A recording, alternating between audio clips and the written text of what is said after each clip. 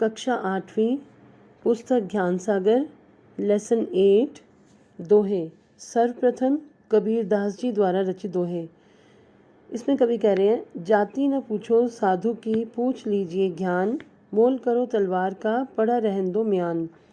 कहने का कवि का भाव ये है कि जो साधु लोग होते हैं या सज्जन पुरुष होते हैं, जो अच्छे इंसान होते हैं, उनकी जाति नहीं पूछनी चाहिए, मतलब जात पात में नहीं पढ़ना चाहिए।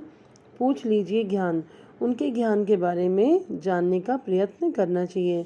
जिस प्रकार हमें तलवार का मोल भाव करना चाहिए और म्यान मतलब तलवार रखने का जो खोल होता है उसको एक तरफ पड़ा रहने देना चाहिए, मतलब उसका मोल भाव नहीं करना चाहिए। उसकी सुंदरता को देखकर तलवार नहीं खरीदनी चाहिए, बल्कि तलवार का मोल भाव उसकी धार को देखकर करना चाहिए। उसी तरह से साधु लोग जो हैं, जो सज्जन पुरुष हैं, जो अच्छे लोग हैं, उनके ज्ञान को जानना चाहिए, ना कि उनकी जाति को।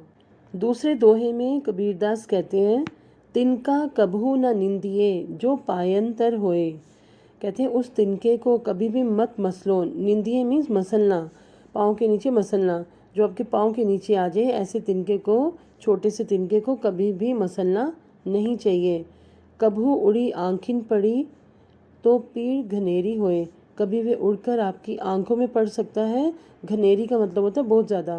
पीड़ हो गया पीड़ा, दुख, कष्ट, तो बहुत घना, बहुत ज़्यादा दुख पहुंच सकता है, मतलब दुख पहुंचा सकता है। कहने का कवि का भाव यह है कि किसी को भी छोटा समझकर दबाने की कोशिश नहीं करनी चाहिए, कभी वे भी आपको कष्ट दे सकता है। नेक्स्ट है, कुटिल वचन सबते बुरा, जारी करे सब छार। साधु वचन जल रूप है, बरसे अमृत धार। कहने का इसमें कबीरदास जी का भाव ये है कि जो कटु वचन होते हैं, कड़वे वचन होते हैं, वे बहुत बुरे होते हैं और उनकी वजह से पूरा बदन जलने लगता है, जबकि मधुर वचन शीतल जल की तरह होते हैं। साधु लोगों के जो वचन होते हैं, जो मधुर होते हैं, जो मीठा बोलते हैं, उनके वचन जो हैं, उनकी बात जो है वो शीतल जल की तरह होती है। जब बोले जाते हैं तो ऐसा लगता है कि अमृत बरस रहा है। अगला दोहा रहीम जी का है, जिसमें लिखा है, कदली सीप भुजंग मुख, स्वाति एक गुण तीन। जैसी संगति बैठिए तैसोई फल दीन। या कदली का मतलब है केला, सीप हो गया ऑयस्टर, और जो जिसमें सीप मोती पैदा होता है, और भुजंग हो गया सांप। कहते हैं इसमें कि कदली सीप भुजंग मुख, सांप का मुख मतलब मुंह, स्वाति एक गुण तीन। स्वाति कहते हैं स्वाति नक्षत्र में गिरने वाली वर्षा की बूंद। तो ये अगर केले में गिरती है तो ये कपूर बन जाती है, सीप में गिरती है तो मोती बन जाती है, और सांप के मुख में गिरती है तो विष बन जाती है, मतलब जहर बन जाती है। तो रहीम जी कहते हैं कि स्वाति नक्षत्र की वर्षा की बूंद तो एक ही है, पर उसका गुण संगति के अनुसार बदलता है। कदली अर्थात केले में पड़ने पर इससे इस बूंद का कपूर बन जाता है, और अगर ये सीप के मुंह में पड़ती है तो मोती बन जाती है, तथा सांप के मुंह में गिरने से उसी बूंद का विष बन जाता है। जैसी संगति बैठिए तैसोई फल दीन। कहते जैसी संगति में, मतलब जैसी कंपनी में, जैसी संगत में बैठोगे वैसा ही फल मिलेगा। कहने का भाव ये है कि इंसान जैसी संगत करता है, उसे उसका जैसी कंपनी करता है, उसको वैसा ही फल मिलता है, वे उसी तरह का बन जाता है। नेक्स्ट है, रूठे सुजन मनाइए जो रूठे सो बार। सुजन मतलब सज्जन, मतलब अच्छे इंसान। रूठे हुए सज्जन इंसान को, मतलब अच्छे इंसान को चाहे 100 बार मनाना पड़े तो भी मना लेना चाहिए। रहीमन फिरी फिरी पोहिए टूटे मुक्ताहार। पोहिए का मतलब हो गया पिरोना, मुक्ताहार हो गया मोतियों की माला। कहते हैं मोतियों का हार जो है या माला जो है, अगर टूट जाए तो उसे बार बार पिरो लेना चाहिए। मतलब मोती कीमती होते हैं, उन्हें अगर उनकी माला अगर टूट जाती है तो उसे बार बार पिरो के फिर से मोतियों का हार बना लेना चाहिए। उसी तरह से जो रूठे हुए अच्छे इंसान हैं, जो आपसे नाराज़ हो गए हैं किसी भी कारणवश, उन्हें किसी भी तरह से दोबारा मना लेना चाहिए। नेक्स्ट है रहीम जी का दोहा, बिगड़ी बात बने नहीं लाख करो किन कोय। कहते हैं कि बिगड़ी हुई बात बनती नहीं है, मतलब पहले की तरह नहीं बन पाती, लाख करो किन कोई, मतलब लाख प्रयत्न क्यों ना कोई कर ले। रहीमन फाटे दूध को मथे न माखन होए। रहीम जी कहते हैं कि जिस तरह फटे हुए दूध को कितना भी मथ लो उसका फिर से माखन नहीं निकलता, उसी तरह से जो एक बार बात बिगड़ जाती है वे पहले के समान ठीक नहीं हो पाती। नेक्स्ट है, रहीमन निज संपत्ति बिना को न विपत्ति सहाय। विपत्ति हो गया मुसीबत, को मतलब कोई भी, संपत्ति हो गया धन दौलत। अपनी धन दौलत के बिना रहीम जी कह रहे हैं कि कोई भी मुसीबत में काम नहीं आता। मतलब अगर आप पर कष्ट का समय आया है, मुसीबत का समय आया है, तो अपनी संपत्ति ही आपके काम आती है। बिनु पानी जो जलज को नहीं रवि सके बचाए। रवि हो गया यहाँ पर सूरज, जलज हो गया कमल का फूल। तो कहते हैं बिना पानी के जो जलज है, कमल का फूल है, अगर उसके पास पानी नहीं होगा, अपनी संपत्ति मतलब पानी जिसमें वो रहता है, पानी में कमल का फूल पैदा होता है, तो अगर पानी ही नहीं होगा तो सूरज कितनी भी कोशिश करे वे उसकी रक्षा अपनी किरणों के द्वारा नहीं कर सकता, क्योंकि उसके लिए उसको कमल के फूल को पानी की भी आवश्यकता पड़ेगी जो उसकी अपनी संपत्ति है। उसी तरह से मुसीबत आने पर, कष्ट आने पर कोई हमारी कितनी भी मदद करे, लेकिन हमारी विपत्ति, हमारी मुसीबत या हमारा कष्ट दूर नहीं हो सकता जब तक कि हमारे पास अपनी संपत्ति, अपनी धन दौलत ना हो। अगले दोहे बिहारी कवि के हैं। जो पहला दोहा है उसमें कवि बिहारी कहते हैं, शीश मुकुट। शीश हो गया शीश मतलब सिर, सिर पर जिनके मोर मुकुट है। कटी काचनी, कटी हो गया कमर, कमर पर जिनके काले धागे में पिरोए मोती हैं या मोतियों की माला है या एक कमरबंद है। कर मुरली, कर हो गया हाथ, और हाथ में जिनके मुरली है, मतलब जो हाथ में मुरली धारण किए हुए हैं। उर माल, माल हो गया माला, उर हो गया हृदय, और जिनके हृदय पर माला शोभा दे रही है। यही बानिक मो मन बसो, मो हो गया मेरे, मन में बसो, बानिक हो गया इसी रूप सौंदर्य के साथ।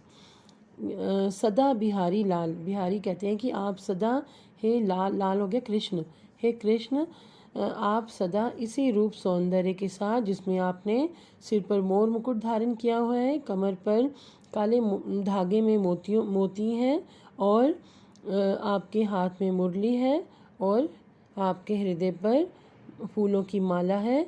अपने इस रूप सौंदर्य के साथ आप सदा मेरे मन में वास करो। नेक्स्ट है, सोहत ओढ़े पीत पट। पीत हो गया पीले, पट हो गया वस्त्र। ओढ़े मीन्स पहने हुए, सोहत होता है शोभा देना। श्याम सुलोने गात, गात होता है शरीर, सुलोने हो गया सुंदर, श्याम हो गया कृष्ण। कहते कृष्ण के सुंदर शरीर पर पीले वस्त्र ओढ़े हुए, पीले वस्त्र पहने हुए बड़े शोभा दे रहे हैं। मनो नीलमणि सैल पर आतप पड़ो प्रभात। कहते हैं ऐसे लगता है जैसे नीलमणि, सैल होता है पर्वत, नीलमणि पर्वत पर, आतप हो गया सूरज की किरणें, सूर्य की किरणें प्रभात के समय पड़ रही हो, मतलब प्रातः काल में सुबह सुबह सूरज की किरणें जैसे नीलमणि पर्वत पर पड़ती हैं और वे पर्वत चमक उठता है सूरज की किरणों से, वैसे ही पीले वस्त्रों में भगवान कृष्ण शोभा दे रहे हैं। नेक्स्ट है, जप माला छापे तिलक सरे नए को कामो। कहते हैं माला जपने से या छापे वाले वस्त्र पहनने से या फिर मस्तक पर तिलक लगाने से एक भी काम सरे मीन्स पूरा नहीं होता या संभव नहीं होता। कहने का कवि का भाव क्या है इस पंक्ति द्वारा कि बाहरी आडंबर करने से, आडंबर क्या है दिखावे करने से, कि माला जपना, छापे वाले राम नाम के छापे वाले वस्त्र पहनना या मस्तक पर तिलक लगाकर ये सोचना कि हम ईश्वर की बहुत बड़े भक्त हैं या हम भक्ति कर रहे हैं, तो एक भी काम आपका पूरा नहीं होता। मन कांचे नाचे वृथा, सांचे रांचे रामो। कहते हैं मन तो कांचे मीन्स कच्चा है, नाचे वृथा, वृथा हो गया बेकार में, वे तो बेकार में इधर उधर मतलब चारों दिशाओं में नाचता रहता है, मतलब भटकता रहता है। सांचे रांचे रामू, जिसका मन सच्चा है उसी के मन में राम अर्थात ईश्वर वास करते हैं। कहने का कवि का भाव क्या है कि अपने मन को सच्चा रखना चाहिए, साफ रखना चाहिए। जिसका मन साफ है उसी के मन में ईश्वर वास करते हैं। जो बाह्य आडंबर हैं उन्हें करने से कोई भी काम पूरा नहीं होता, ना ही ईश्वर की भक्ति प्राप्त होती है।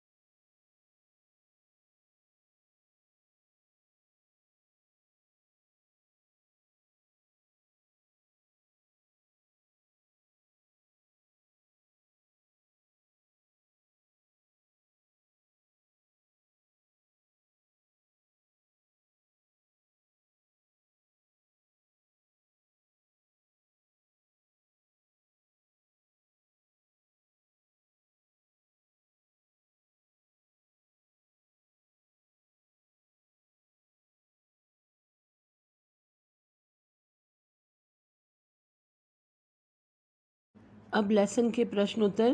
पहला प्रश्न है, तलवार का महत्व होता है और म्यान का नहीं। इस उदाहरण के द्वारा कवि क्या कहना चाहता है? तो इसका उत्तर होगा, तलवार का महत्व होता है, म्यान का नहीं। इस उदाहरण द्वारा कवि ये कहना चाहते हैं कि हमें ज्ञानी आदमी के ज्ञान को महत्व देना चाहिए, ना कि उसकी जाति को। दूसरा प्रश्न है, छोटे से घास के तिनके की निंदा क्यों नहीं करनी चाहिए? तो छोटे से घास के तिनके की निंदा इसलिए नहीं करनी चाहिए क्योंकि जब यही तिनका हमारी आंख में पड़ जाता है तो हमें बहुत पीड़ा होती है। थर्ड क्वेश्चन, कठोर वचनों का मनुष्य पर क्या प्रभाव पड़ता है? तो कठोर वचन जो होते हैं वे सबसे बुरे होते हैं। कठोर वचनों से मनुष्य पर बड़ा ही बुरा प्रभाव पड़ता है। वे दुखी हो जाते हैं जिससे उनका उत्साह कम हो जाता है। क्वेश्चन नंबर 4, स्वाति नक्षत्र की बूंद केला, सीप तथा सर्प मुख में गिरकर क्या क्या रूप धारण करती है? उत्तर है, स्वाति नक्षत्र से गिरने वाली बूंदें जब केले के पेड़ पर गिरती हैं तो कपूर, सर्प के मुंह में गिरे तो कालकूट अर्थात विष, और सीप में गिरे तो मोती बन जाती हैं। प्रश्न 5, सज्जनों को बार बार क्यों मना लेना चाहिए?